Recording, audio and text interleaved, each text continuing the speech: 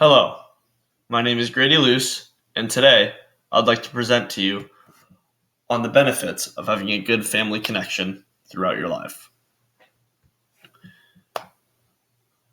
You might ask, why would I choose family? Out of all the options for this project in English 102, which concern the benefits of different health habits taught to us by the Blue Zones, I chose the idea of family. Being connected with family is something that a lot of the centenarians do across the world, and they attribute this family connection to being a good amount of why they live so long. I also chose it because it seems to be undervalued in today's society.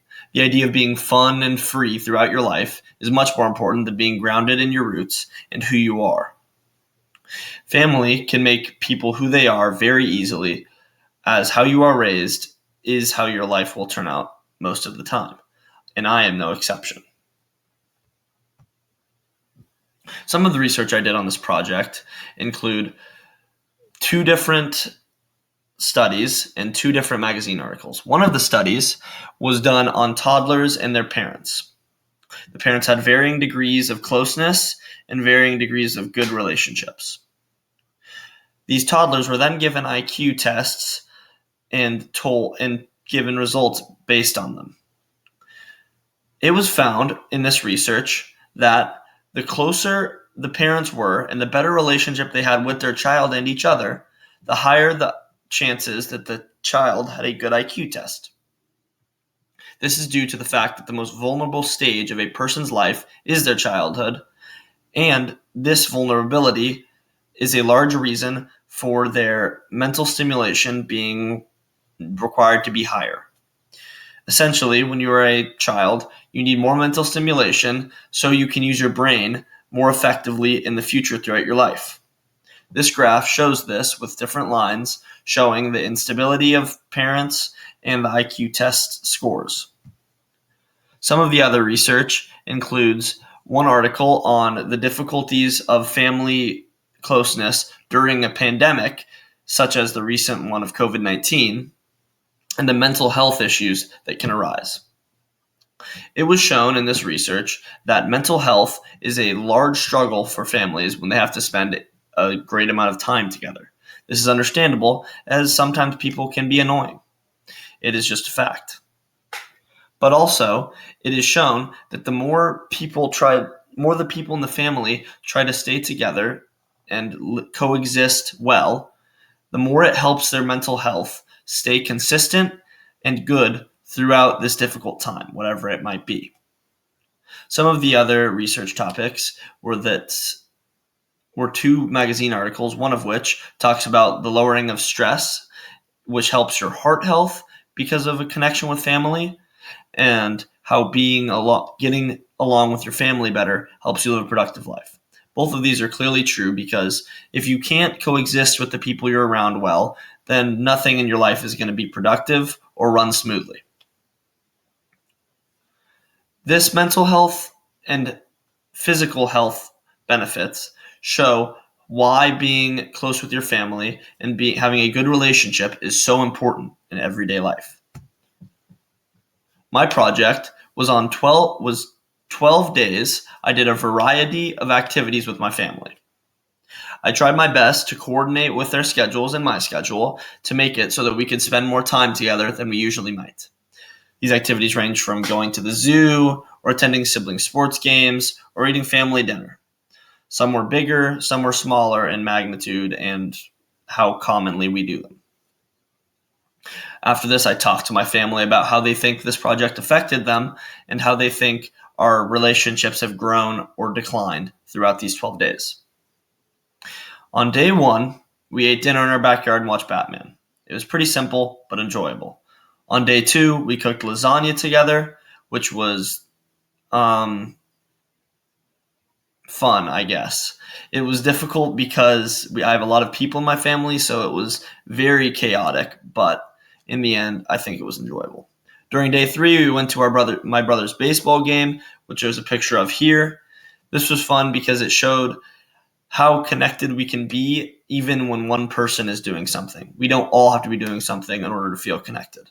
On day 4, we played board games, including Monopoly. On day 5, we took a road trip to my sister's basketball game, which there's a picture of here. And this was enjoyable because it gave us a lot of time to talk during the car ride, as it was an hour and a half away, and bond in a way I didn't think we would. Now, days 6 through 9 were interesting because we were very busy for a variety of reasons. Some people had work, some people had school, and so on and so forth. This made it hard to do anything very organized, but for day 7 and 8, we ate dinner together and just chatted for a while. Nothing crazy. On day 10, me and my siblings bought a hamster, which is shown on the left here. That was a very random day, as we did not expect to do that day. It just kind of occurred. We all paid a certain part for the sum of the hamster, and we all collectively own him now. His name is Hammy, and we are glad to have him in our family now. On day 11, we ate dinner and watched a movie again, something very simple and relaxed, but enjoyable nonetheless. At the beginning of day 12, we went to the zoo. This was very enjoyable. We went on different tram rides and went throughout the entire zoo, basically. We were there for multiple hours. That was really fun, and it has become sort of a tradition in our family to do this, as we've done it for a couple years in a row, one day of the year.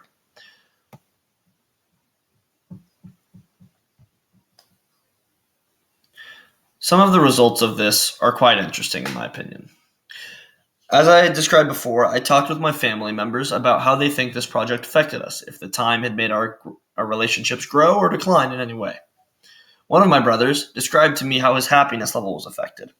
He said that he was happier on the days we hung out more, for example, the zoo and on the car ride to my sister's basketball game, and less happy on days where we didn't hang out as much, like on day 6 and 9, where we couldn't hang out because of various reasons.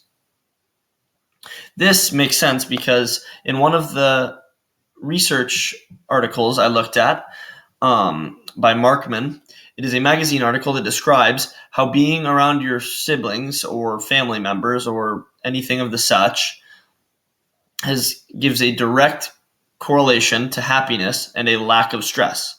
This lack of stress gives a higher perceived happiness, even if there is no more dopamine even in your system. Another one that I found quite interesting was that my sister perceived her allergies to be better on the days that we hung out more. At the zoo, she said that she had a little to no allergies, which, as you might think, is weird because the zoo is outside and there's plenty of pollen and things like that, which she is allergic to. Now, I do not know if there is a direct scientific effect of hanging out with people you love and having less allergies, but my theory is that it's placebo effect. Regardless of if it's a direct correlation or a placebo effect, this result in my sister is quite outstanding to me. It could relate to health problems, which are talked about in an article by Feinberg, Gedali, Mogul, Hostetler, Cifelli, Tornello, Lee, and Jones, in which they talk about the different health benefits of being around your family member. But either way, this is quite outstanding in my opinion. This project helped me with my connection with my family and seeing benefits that I didn't think I would see. To be honest, I didn't think there would be many benefits that I could directly see. However, the more days we went into it, the more I enjoyed the days. The more I enjoyed being around my family and spending time with them.